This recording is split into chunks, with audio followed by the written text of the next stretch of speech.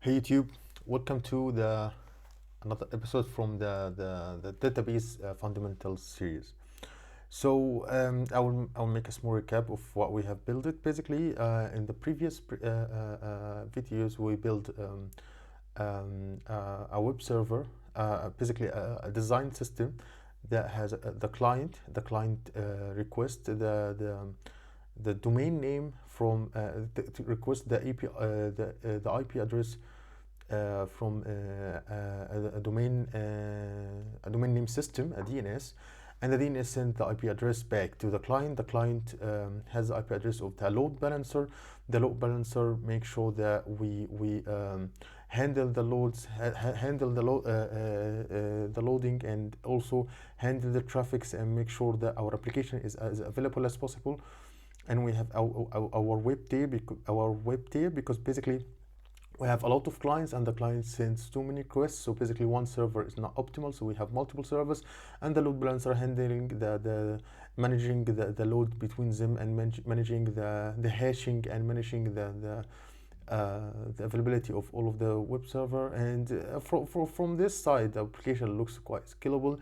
However, we have a problem with the database. Basically now the web tier looks good, because actually we did the web tier with the load balancer, everything looks good basically. And basically we have some problems here about the data tier basically, because actually in this design, like, first of all, we are not supporting any failover, and basically we have only one database server, and if this database server has any problem or got crashed or got too many uh, uh, uh, data, the application will be actually will be down, and it will not be a scalable application. So one of the solution is that using something called database replication.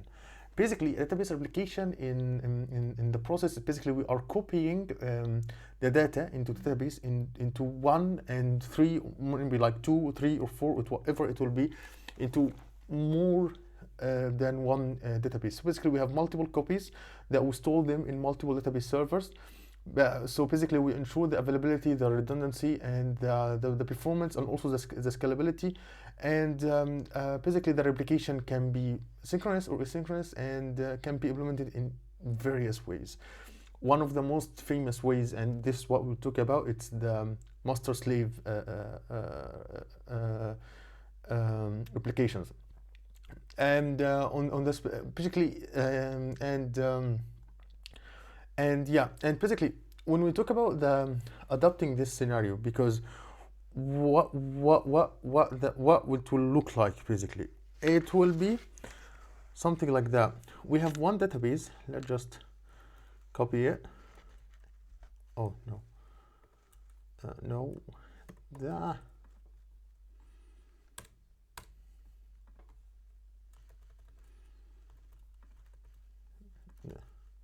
so basically we will start to have more than one database. Okay, we maybe have 3 databases, and it will be have something called a master slave database. So basically we have 3 databases, 1 master and 2 slaves. The master supports the write operations, and the slaves supports the read operations. And basically because the write operations in most of the application are way more less than the read operations, so basically delete, edit, and create will be supported by the master, and the other things will supported by the actual the slaves. So let's just see how we will do it. So basically, let me no, not this one. No, delete, please. Yeah, thank you. uh, Let me get this one and put it here. I want it to be dot. Yeah, that's it. Give that and make it quite bigger, and make it quite bigger.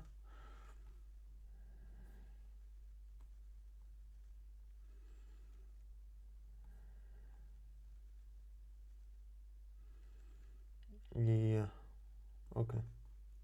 So let's just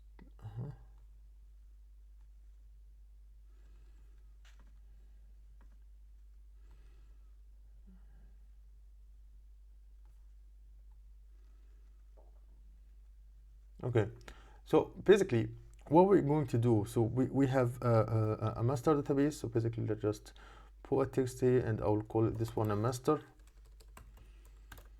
And the master actually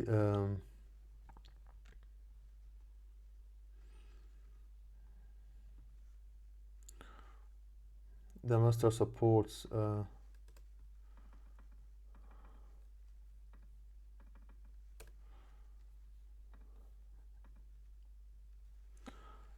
we can add text basically. It was this will be supports the right, what is it,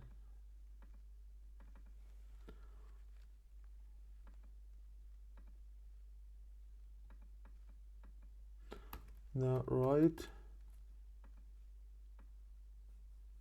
what is this, sorry,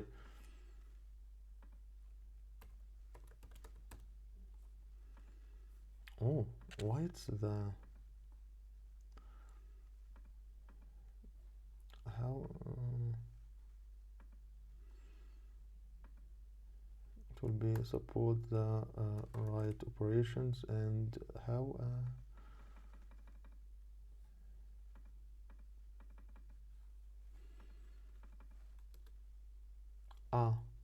I guess I deleted everything. Yeah, okay. So basically this will support how can I flip it basically? Yeah, this will support the right operations. Let's put it here, and the other let's add another one. It will be for this one, and another one here. It will be for this one. Okay, this one will support the read operations, and read operations, and these are slaves. Just add a text here to say that these are slaves. Slave, and just give it another color.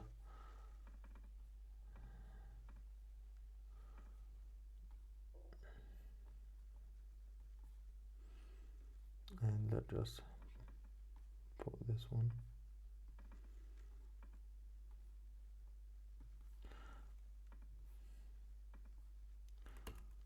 Slave, and give it the same old color. Okay, so basically we have this web tree. Basically it's have a better performance in the master slave model, basically because all the write updates going to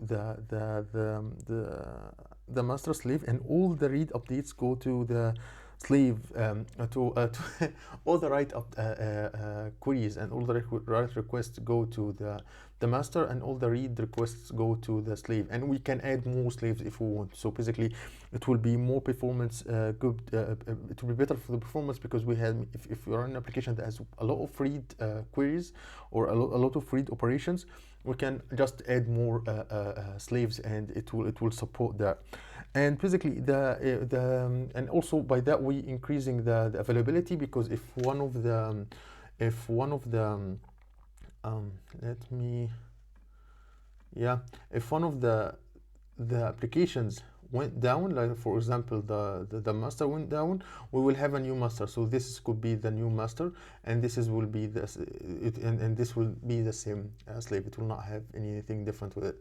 So basically it's a quite has high availability, can handle better performance. The data will be way more reliable. Basically when we write something to the master, and when the master get any new updates, it basically it send it to it's copy all of its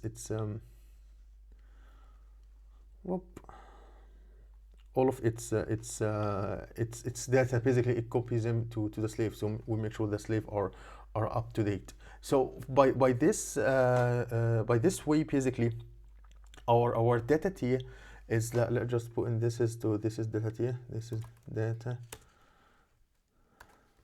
tier, and it will be and so by this way, our database has a better performance. It's available. The data is quite reliable, and basically, it's that we increase, and it's more reliable. And basically, if only the slave database is available and it goes offline, the read operations basically will go direct to the master, basically for this one. And until we need until we create a new slave or something like that. And if the master database goes offline, the slave will be promoted. One of the slaves will be promoted as a master, basically. And yeah, that's it basically. And this is how the things works. And let's just go through a quick overlook. So basically, we has the user gets the IP address, basically, of the load balancer from the DNS. The load balancer and the user connect with the load balancer with the load balancer's IP address, and sends an HTTP request. Basically, the HTTP request is routed to either server 1, server 2, depends on the loading and on which the cache hashing, a lot of different variables depending on that. The web reads the user from the slave database. Basically, the web tier read the user from the slave database, and a web server routes any data modification directly to the master database. And yeah, this is how we had right now our data tier is good, our web tier is good, and everything looks quite good. Not everything, of course, because we have a lot of things that we are going to do.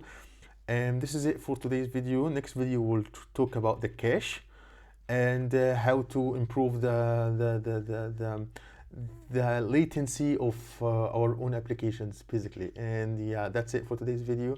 If you like today's video, just make sure to subscribe and give me a thumbs up, and see you in future videos.